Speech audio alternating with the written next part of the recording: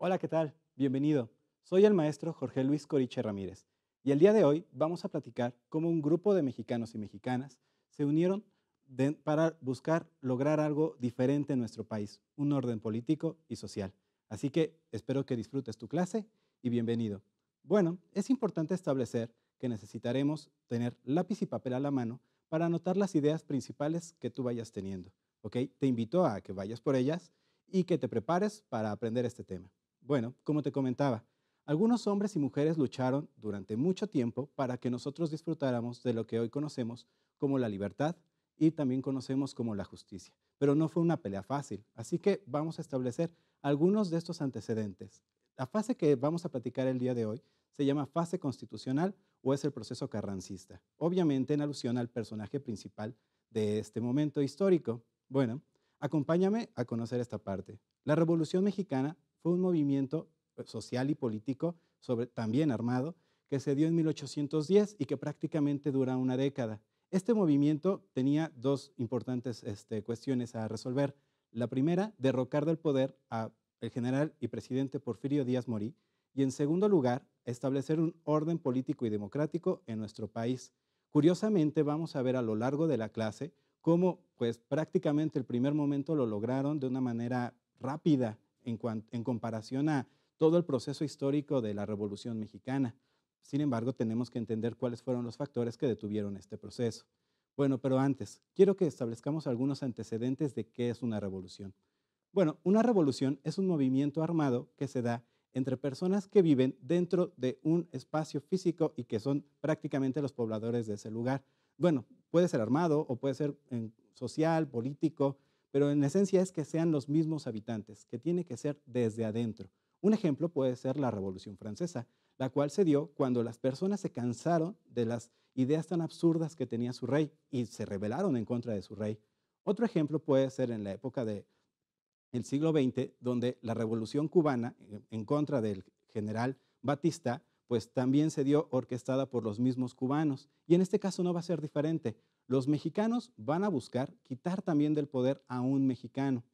Repito, tienen que usar las armas. Yo sé que hoy en día sería un poco extraño pensar que la mejor manera de quitar a alguien del gobierno es a través de las armas, pero en esa época el hartazgo social que tenía la gente después de los 30 años en el poder del general Porfirio Díaz, pues era bastante. No perdamos de vista que nosotros en algunas clases previas ya hemos visto los antecedentes de esta revolución. Ejemplo, tú ya tuviste que haber visto cómo los hermanos Cerdán fueron una pieza fundamental para este movimiento. Claro, los hermanos Cerdán para nosotros son muy importantes porque son poblanos. Por otro lado, también vamos a establecer que el general Porfirio Díaz pues fue quien le da origen a este movimiento y en contraparte vamos a encontrar a Francisco y Madero. Estos personajes, para este punto histórico, nosotros ya no los vamos a ver. Sin embargo, te voy a platicar por qué es que ya no están con nosotros. Bien, entonces, en este caso, la Revolución Mexicana va a tener ese origen, como te estaba platicando, a través de quitar del poder a Porfirio Díaz. Y bueno, si nosotros hacemos un análisis temporal, lo lograron de una manera un tanto rápida. Los primeros 11 meses de combate de la Revolución Mexicana, la cual da origen el 20 de noviembre, 20 de noviembre de 1810, con el llamado a las armas por parte de Francisco y Madero. Bueno, prácticamente en 11 meses se logra esta revolución o este primer gran momento que fue quitar del poder a el general Porfirio Díaz. Obviamente no podemos establecer que fue un personaje malo o bueno, lo cual vamos a platicar a lo largo de esta clase. Él fue un personaje con muchos matices. Obviamente al estar 30 años en el poder, lo vamos a entender como alguien bueno en algunas acciones, malo en otras acciones. Así que bueno, en ese punto no lo vamos a poder evaluar en ese momento. Pero como te decía, esto encamina el movimiento de la Revolución Mexicana. Bueno, en 1810 se da este llamado a las armas, salen todos los mexicanos en contra de esta persona y de este personaje, cansados de la desigualdad que vivíamos. Te voy a dar algunos datos. Dentro de la desigualdad social que se daba en nuestro país, en esa época, 90% de los mexicanos vivían en pobreza extrema. Es muy difícil entender, aunque no estamos tan alejados de esa realidad después de 100 años. Hoy en día alrededor de 70 millones viven con la misma pobreza, así que no perdamos de vista esa visión que nos da la historia. Bueno, y ese hartazgo social que tiene la gente por vivir en desigualdad, pobreza y ver que en algunas clases sí tenían muchísimos recursos, pues los lleva a tomar este camino de las armas. Pero nunca hubiera terminado este conflicto de no ser porque hubo una pieza clave para darle fin a este proceso, el cual fue establecer un orden político. Esa parte va a ser importantísima, porque nosotros somos personas políticas y sociales, que no solo nos vamos a basar en las armas. Bueno, el general Porfirio Díaz, repito, dejó el poder a los primeros 11 meses de combate, pero se entendería que el movimiento pues ya llegaría a una victoria, donde todos los personajes llegarían a un acuerdo, habría un orden político nuevo para México, pero el cual por desgracia no llegó. Pues en algunos casos los problemas entre envidias y egoísmos en las cúpulas políticas llevaron a extender en muchísimos años este conflicto y tal vez de manera absurda. Tal vez compartes esa misma idea conmigo, que no tuvimos que habernos ido a tantos años de combate. Sin embargo, las excesivas, por decirlo así, ideas de una persona, su forma de corromper en algunas esferas políticas lleva a este proceso. Y te voy a presentar quién es esta persona. En la imagen vamos a ver al general Victoriano Huerta. Victoriano Huerta es, usted comentaba, creo yo, primer villano de la historia mexicana. En este punto nosotros ya llevamos un lustro de combates en este momento. El general Victoriano Huerta aprovechó todos sus conocimientos políticos que tenía en ese momento y pudo meterse en la política de México al grado de llegar a ser el nuevo presidente de México. Claro, tú vas a decir, ¿cómo una persona como él llega a ser presidente de México? Bueno, pues tiene mucho que ver con esa forma de él manejar la política y que muchos personajes cercanos todavía al general Porfirio Díaz y que no querían perder sus privilegios, pues encontraron en el general Victoriano Huerta un bastión de poder seguir en el mismo estilo de vida que ellos tenían. Bueno, pero este gran villano, como yo te estaba comentando, va a tener pues, cuestiones positivas y negativas. No podemos ver a todos los personajes históricos como algo malo o bueno, va a depender mucho el enfoque. Y en este caso, pues el enfoque va a ser dado a través del movimiento armado y cuál fue el objetivo del mismo. Repito, no podemos perder de vista que él tuvo cuestiones positivas. Y te voy a comentar una de las que yo creo que es de las más positivas. La primera es que gracias a que fue un pero gran villano de la historia de México, hizo que muchos personajes que luchaban por sus propias ideas se juntaran y eso lograra pues derrocarlo del poder. O sea, ¿cómo funciona esto? Pues eres tan malo que todos los buenos se tienen que juntar. Yo me imagino que este tipo de análisis ya lo has visto en alguna película de superhéroes o en algún cómic. Bueno, funciona de la misma manera. Para poder derrotar al villano más malo de todos los malos, tuvieron que juntarse todos los buenos. Y esta parte es la gran enseñanza que nos deja este proceso histórico, que no es necesario que todas las personas tengan que pensar como yo pienso.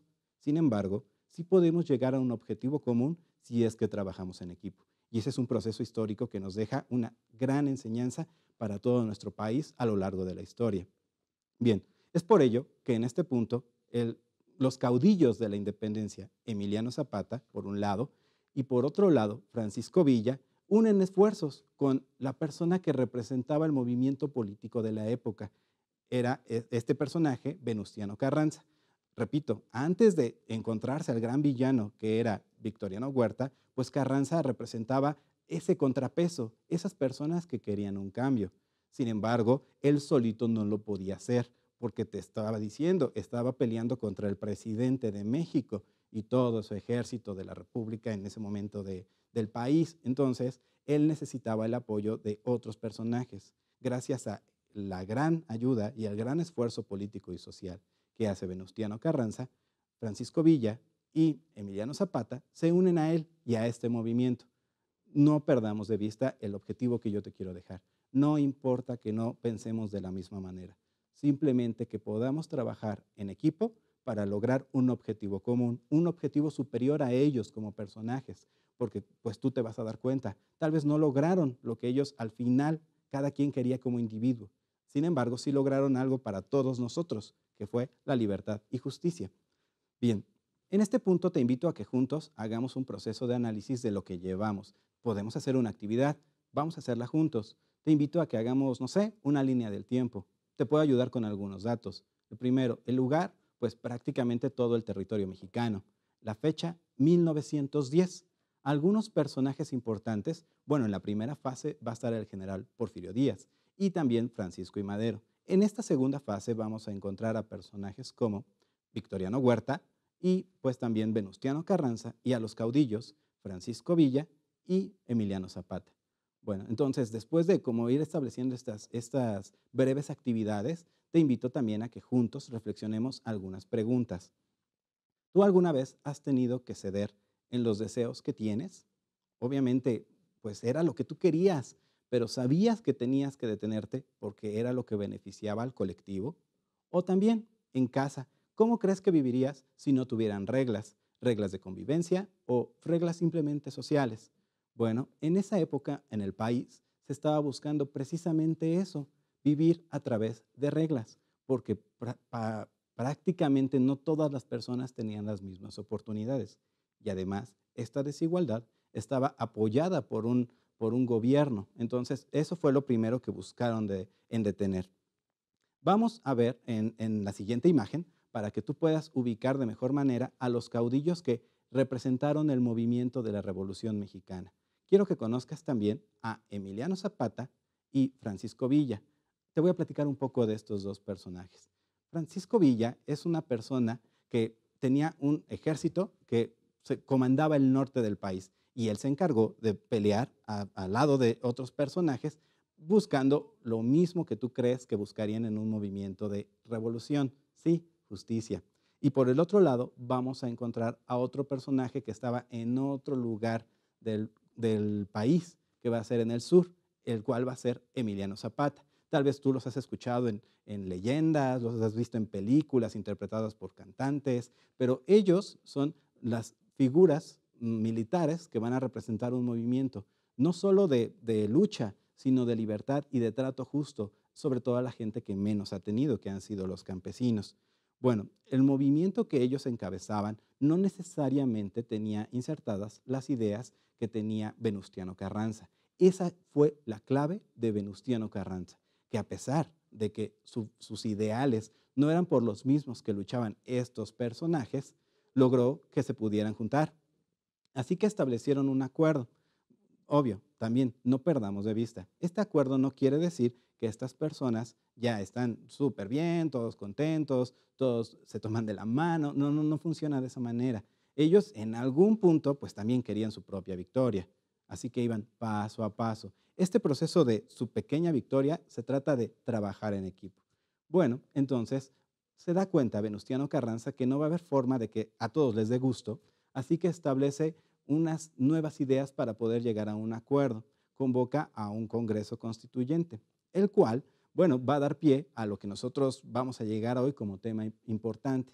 Pero para el Congreso Constituyente no se presentan los caudillos que te estoy mencionando. Algunos de sus personajes allegados sí llegan a estar ahí, porque obviamente querían expresar sus ideas de desigualdad que vivían en México.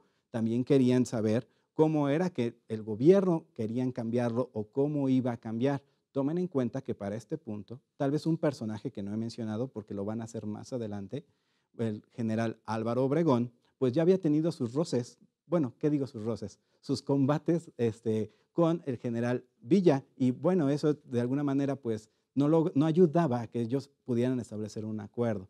El Congreso Constituyente va a fijar las posturas para que el gobierno pueda llegar a lo que nosotros conocemos hoy en día a través de la parte medular de todo este tema, que es el establecimiento de la Constitución Política de los Estados Unidos Mexicanos. ¿Cuándo se da este gran suceso? Bueno, primero, convocan a este Congreso. El Congreso no crean que llegaron el primer día y todos se pusieron de acuerdo y de ahí salieron a comer juntos. No, no funciona así. Tal vez nosotros lo vemos hoy así porque pues para nosotros la vida pasa más rápido, pero en ese momento no. Los acuerdos tardaron prácticamente 2 meses de debates, entre que sí querían, entre que no estaban de acuerdo. Y bueno, este acuerdo que llegan a tener, repito, después de 2 meses pues, de estar debatiendo y entre compartir ideas y no, logran promulgar una constitución política nueva el 5 de febrero de 1917. Te repito, la fecha, por si vas anotando en tu línea del tiempo. Un hecho súper importante, promulgación de la Constitución Política de los Estados Unidos Mexicanos, que se va a dar en 1917, el 5 de febrero. y que va a sustituir otro documento importante, el cual era la Constitución Política de 1857. Sustituir de alguna forma, porque algunos preceptos se quedaron todavía.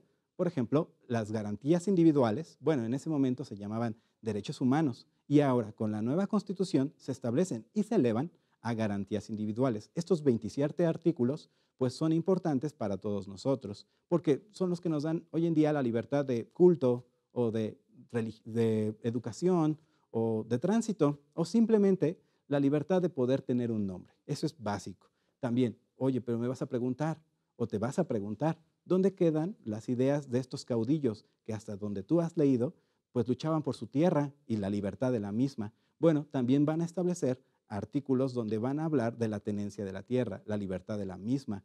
Van a establecer jornadas laborales justas, porque para nosotros hoy en día el tener un trabajo de tal vez 6, 7, 8 horas sea algo muy cotidiano. En esa época no, prácticamente vivían en sistemas esclavistas, en los cuales las personas no tenían derecho a descansos o a pedir permisos si se enfermaban, o si, por ejemplo, tú en la escuela en algún punto tienes la posibilidad de decir, hoy no quiero estar, pues lo expresas. Lo mismo en esa época pues no podía pasar, porque tenían atrás de ellos a todos los terratenientes y a todas las personas dueñas de haciendas que no permitían que pasara. Bueno, entonces este documento va a dar o va a sustentar la base jurídica para que México pueda establecer algunos acuerdos. Un punto importantísimo, México desde ahí fija cómo es que se va a gobernar. Llegaron, todos se juntaron y dijeron, bueno, ahora el país que queremos que sea va a ser una república representativa y democrática. O sea que van a ser elegidos sus gobernantes por medio del voto. Sí, suena hoy muy común, pero para que tú puedas votar, mucha gente tuvo que sacrificarse muchísimo. Así que por eso es que para nosotros es tan importante que podamos hacer acciones como esas, porque en esa época no era posible. Bien, entonces, además de establecer pues cómo se iba a organizar México, también dijeron, no es posible que México sea mandado por una persona que se pueda fijar en el poder muchos años.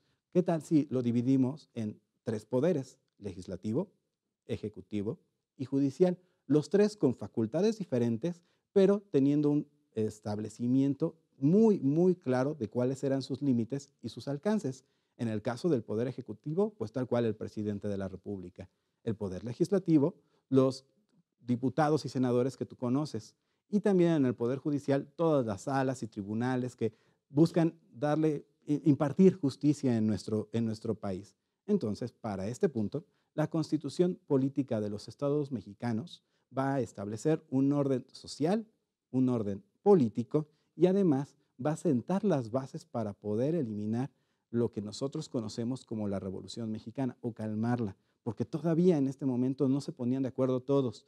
Este gran paso se dio gracias a la promulgación de la Constitución, porque se pudieron plasmar ideas que a las personas más o menos en su totalidad las dejaron muy contentas. ¿Y por qué te digo más o menos en su totalidad? Bueno, en la época fue muy cuestionable la Constitución de manera interna, porque no a todos los personajes les daba lo que ellos creían que representaba sus vidas y sus movimientos que estaban encabezando. Sin embargo, a nivel mundial, esto le dio un gran paso a México, porque estableció que nosotros como nación podíamos ser innovadores en aspectos como podrían ser las garantías individuales o el derecho a la libertad. Sé que ahorita es un poco extraño pensarlo así, pero en otros países, tal vez países mucho más modernos económicamente que México, no tenían esas libertades. Ellos vivían todavía en sistemas esclavistas. Es por eso súper importante poder entender que la Constitución nos va a dar libertad y justicia. Bueno, pero esto no va a llegar de manera por sí sola. Y también para esto quiero que juntos hagamos otra vez un nuevo repaso de lo que llevamos si vas haciendo tu línea del tiempo. Importante, la Constitución, las fases que llevamos y los personajes. Pero antes, no creo que nosotros podamos dejar o hablar solo de la historia como si fuera algo que ya pasó hace muchos años y que no me va a volver a pasar. No, no, no. Nosotros tenemos que entender que ese pasaje de hace más de 100 años deja aprendizajes que podemos aplicar el día de hoy. Y, por ejemplo, te invito a que hagamos un ejercicio, una simulación. Imagínate que tú estás en casa iniciando una nueva partida de videojuego en línea y que pues tienes que tomar una decisión. Primero, tú eres el líder de la partida de videojuego. ¿Qué quieres hacer? Por un lado, quieres beneficiarte de todos los demás y que todos trabajen para ti.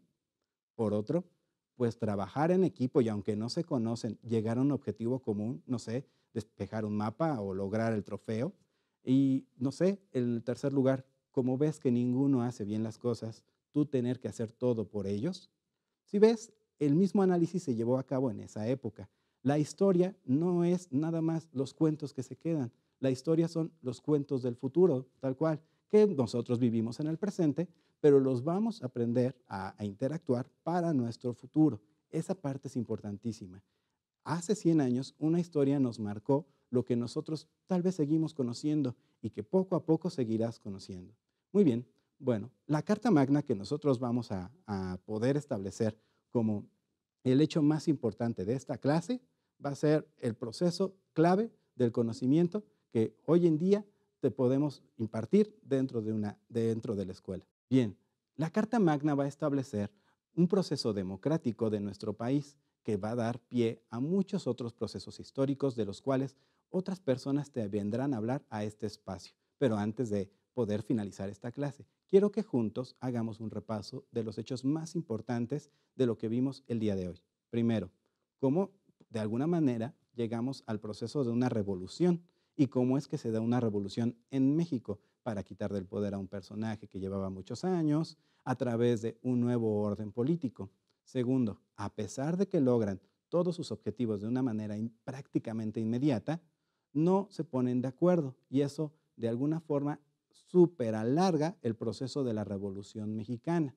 Otro momento, cuando encontraron un gran villano, todos los héroes de la Revolución Mexicana se pusieron de acuerdo para derrotarlo y poder lograr así un avance dentro del orden político y dentro del avance revolucionario de la época. Y por último, establecer ese orden en forma escrita hizo que hasta nuestros días siga vigente, porque es un documento, esta misma carta, que todavía sigue vigente a más de 100 años. Y pues yo quiero que con eso dimensiones la importancia y lo bien hecho que está.